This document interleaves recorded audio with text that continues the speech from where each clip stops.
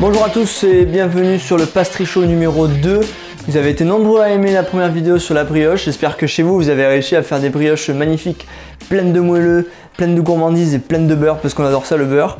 Du coup, on reste dans les choses un peu grasses et sucrées, avec pas beaucoup de matériel, des recettes simples et faciles à réaliser à la maison. Aujourd'hui, avec un sujet que vous allez tous kiffer, la tarte au citron meringuée.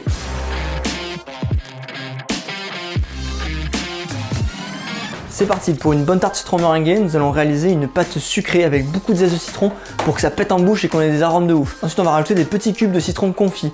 Ça va vous amener de l'amertume et un petit peu de mâche. L'amertume, ça va contrebalancer le sucre de votre meringue italienne. Ensuite, on ajoutera un crémeux citron dans lequel je mets de la mascarpone pour donner un petit côté crémeux qui va être vachement intéressant en bouche. Par-dessus, on mettra une meringue italienne. On viendra finir avec des segments de citron frais pour amener de l'acidité pour contrebalancer le sucre de votre meringue italienne. Dans tous les cas, si vous suivez à la lettre cette recette, je pense que vous devriez avoir une sacrée tarte au citron meringuée à manger. Comme d'habitude, munissez-vous d'un crayon de bois, prenez des notes et surtout n'hésitez surtout pas à mettre toutes vos questions en commentaire. Et on est parti. Nous allons réaliser la veille pour le lendemain les citrons confits, la crème citron ainsi que la pâte sucrée. Donc pour les citrons confits et pour le crème citron, je prends 3 citrons. Je vais venir les tailler en deux et les presser pour en retirer le jus. Je vais garder les peaux pour pouvoir les confire. Donc j'utilise un presse-agrumes classique. Je prélève 140 g de jus pour la recette de mon crème citron. Ensuite, je récupère mes demi-citrons que je viens tailler en 4. Une fois que cela est fait, je mets le tout dans une casserole et je viens mettre de l'eau froide à ras-bord. Je vais faire ce qu'on appelle blanchir, c'est-à-dire porter à ébullition mon liquide avec les agrumes à l'intérieur pour en retirer l'amertume. Je prépare de côté une passoire afin de pouvoir les égoutter. Pour le crème citron, je prends une casserole dans laquelle je mets 140 g de jus et 100 g de sucre et je porte le tout à ébullition. Pendant ce temps, je prépare mes pesées. Je prépare 200 g de beurre, ainsi que 2 pièces d'œufs, soit 100 g, 6 g de gélatine masse. Donc je vous mets en description l'explication de qu'est-ce que c'est que la gélatine masse. Donc je le prépare, je mélange préalablement mes œufs sur lesquels je vais verser mon liquide chaud. Le tout sera remis dans la casserole et porté à ébullition et cuit pendant 3-4 minutes. Je verse ainsi mon liquide chaud, tout en remuant.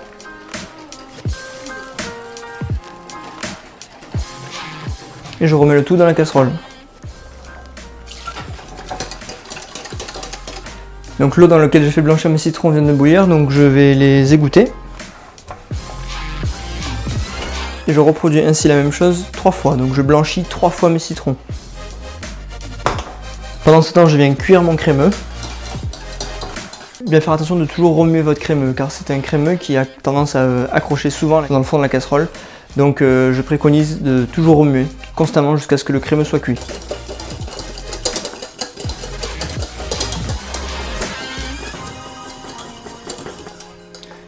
Une fois que mon crémeux est cuit, je viens rajouter la gélatine masse à l'intérieur et remuer. Une fois que j'ai fini d'incorporer la gélatine, je viens débarrasser le crémeux dans un bol. Nous allons laisser refroidir le crémeux à température ambiante. Une fois qu'il arrivera entre 40 et 45 degrés, nous allons ajouter le beurre que nous aurons taillé en petits dés. Attention, le beurre ne doit pas être pommade, nous ne voulons pas que le beurre fonde dans le crémeux, mais plutôt qu'il l'émulsionne. Nous arrivons au troisième et dernier blanchiment du citron. Je vais laisser égoutter tranquillement mes quartiers de citron et les laisser refroidir à température ambiante. Nous allons maintenant réaliser la pâte sucrée. Munissez-vous de 250 g de farine, 100 g de sucre glace, 150 g de beurre que j'ai taillé en petits cubes et que j'ai laissé dehors afin qu'il soit pommade, un œuf, et j'ai rajouté une pincée de sel dans le sucre glace. Pour commencer, nous allons venir sabler notre sucre glace et le beurre. Je réalise un puits, comme toutes les pâtes. Vous avez pu voir la dernière fois dans la pâte à brioche que je faisais un puits également. Quand vous faites des pâtes à la main, généralement on fait souvent un puits. Je vais ajouter tout le beurre. Jamais une pâte sans ma corne.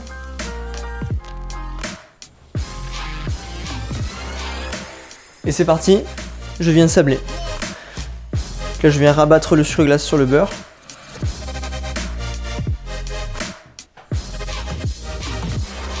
Je viens réaliser un puits avec la farine, dans lequel je vais mettre le beurre mélangé au sucre glace. Je sable également. Avant d'avoir incorporé toute la farine, je viens ajouter l'œuf. et je mélange. À la maison, si vous avez un batteur, la méthode est la même. Vous commencez par le beurre et le sucre glace, ainsi que le sel. Vous ajoutez l'œuf et ensuite vous terminez avec la farine. Attention à ne pas donner trop de corps à votre pâte, ce qui donnerait de l'élasticité et ce n'est pas ce que l'on recherche. Et on risque d'avoir une rétractation de la pâte à la cuisson. Je viens phraser. Donc phraser, vous regardez la vidéo sur la brioche, j'ai expliqué ce que c'était. Alors j'ai un petit truc à vous montrer. Donc moi le matin, moi je bois du citron, du coup avant de les presser, je les râpe et je récupère le zeste dans lequel je mets un petit peu de sucre, comme ça le sucre absorbe toutes les saveurs du citron.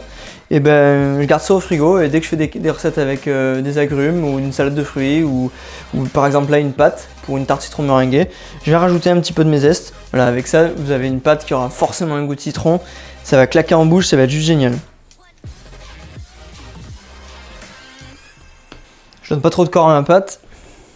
On vient filmer au contact et on va mettre le tout au frigo. Donc nous avons le crémeux citron qui est descendu à 40 degrés. Je viens rajouter mes 200 g de beurre. Je viens mixer le tout à l'aide d'un mixeur plongeant.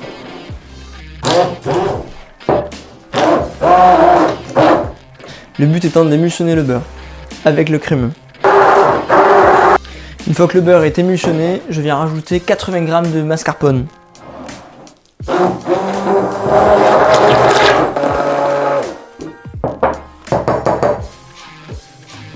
On vient filmer au contact et on va mettre le tout au frigo. Je vais m'occuper maintenant de mes citrons confits. Je prépare un sirop avec 250 g d'eau et 125 g de sucre. Donc ils ont été blanchis 3 fois. Je vais retirer une partie du zeste.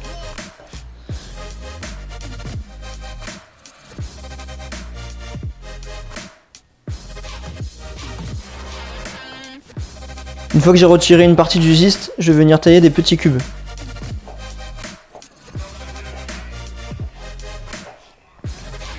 Voilà, une fois les dés de citron taillés, je vais pouvoir les mettre à confire dans mon sirop que j'aurais préalablement fait bouillir. Chez vous, mettez le feu au plus bas et vous allez laisser frémir tout doucement votre sirop afin de confire tout doucement les citrons.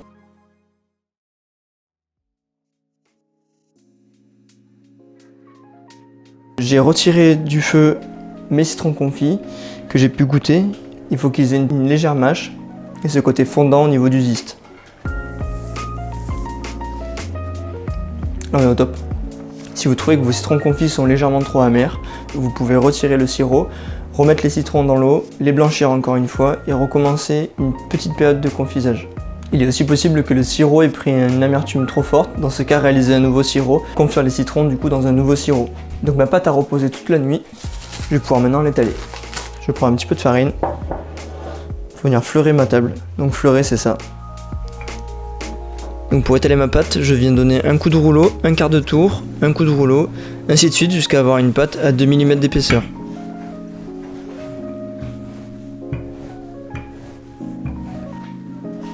Je viens la mettre dans un moule, nos tartes préalablement beurrées. Je viens retrousser les bords. Je passe un coup de rouleau pour venir enlever l'excédent.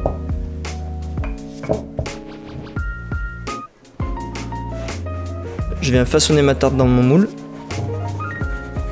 À l'aide d'une fourchette, je viens piquer le fond, de manière à ne pas avoir de bulles d'air entre le fond de mon moule et la pâte. Je préchauffe un four à 150 degrés, chaleur tournante. Le four est prêt, on enfourne. Nous allons démarrer par 5 minutes de cuisson. Après, je vais retourner ma tarte. Et après, au fur et à mesure, selon la couleur de la pâte, je vais allonger ou non le temps de cuisson. Je vais réaliser les suprêmes de citron frais. On vient peler à vif.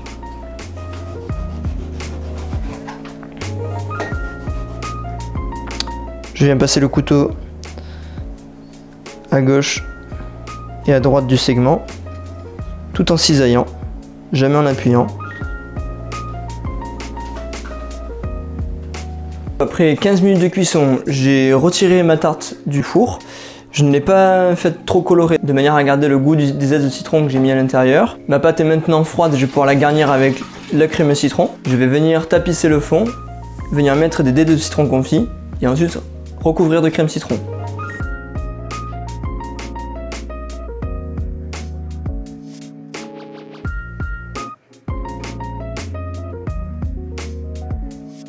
Nous allons pouvoir maintenant réaliser la meringue italienne. Donc préparer 65 g de blanc d'œuf dans une casserole bien propre, mettre 130 g de sucre et 50 g d'eau que l'on va porter à ébullition. Ensuite vous munir d'un thermomètre et porter le sirop à 121 degrés. Alors nous allons le stopper à 118, 119 parce qu'avec l'inertie, le sirop va continuer de cuire et continuer à monter en température.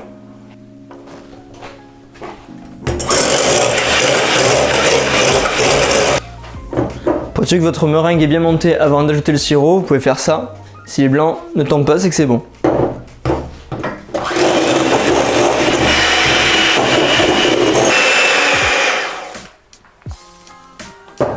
La meringue est prête, vous voyez elle fait le bec d'oiseau.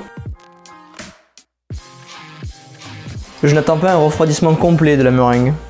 Alors il y a deux possibilités pour la meringue, soit vous prenez une spatule ou une corne et vous venez mettre grossièrement votre meringue sur la tarte au citron. Vous essayez quand même d'avoir la même épaisseur de meringue de partout. Ou alors deuxième solution, c'est ce que moi je vais vous montrer, alors si vous avez la possibilité faites-le, c'est quand même plus joli, c'est quand même plus esthétique, c'est de venir la pocher à la poche à douille. Donc je vais partir du centre.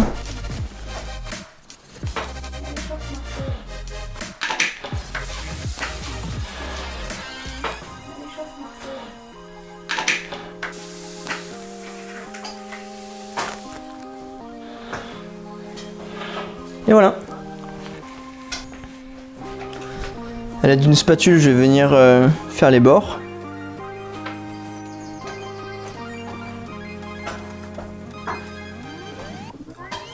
On préchauffe un four en fonction grill. J'enfourne la tarte.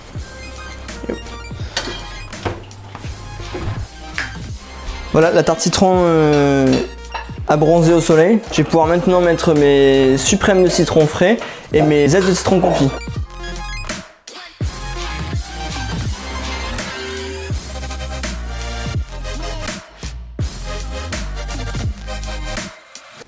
Voilà, la tarte citron meringuée est finie. C'était un plaisir pour moi de vous faire partager cette recette là. C'était un peu long mais j'espère que vous avez quand même apprécié et que vous arriverez à la faire à la maison. Moi c'est ce qui importe, c'est que vous arriviez à le faire. Surtout n'hésitez pas à mettre les photos de vos tartes en commentaire. Je vous mets des liens en description pour du petit matériel que vous avez pu voir pendant la vidéo. La spatule coudée, la maryse, le thermomètre, plein de petites choses comme ça. Je vous mets des liens en description. Moi j'espère que tout ça vous a plu et je vous retrouve pour un prochain pastry show. À bientôt.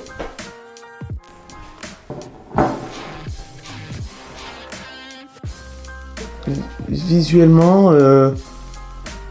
moi j'ai envie de la manger. C'est nickel. Je mettrai peut-être pas tout. Hein. J'ai trop envie d'appuyer là. Ça sent le citron, je pense qu'on est sur une belle tarte au citron. Il n'y a pas de fruits réellement, c'est une tarte qui est composée de sable. Un fond de sable, en général on prend du sable du désert, du Sahara. Du citron de Menton. Alors la tarte elle est en train de partir là. Elle est en train de dégouliner mais parce qu'elle est gourmande. Bravo Bastien. Moi je dirais que c'est la plus belle tarte au citron que j'ai jamais vue de ma vie. Clap de fin.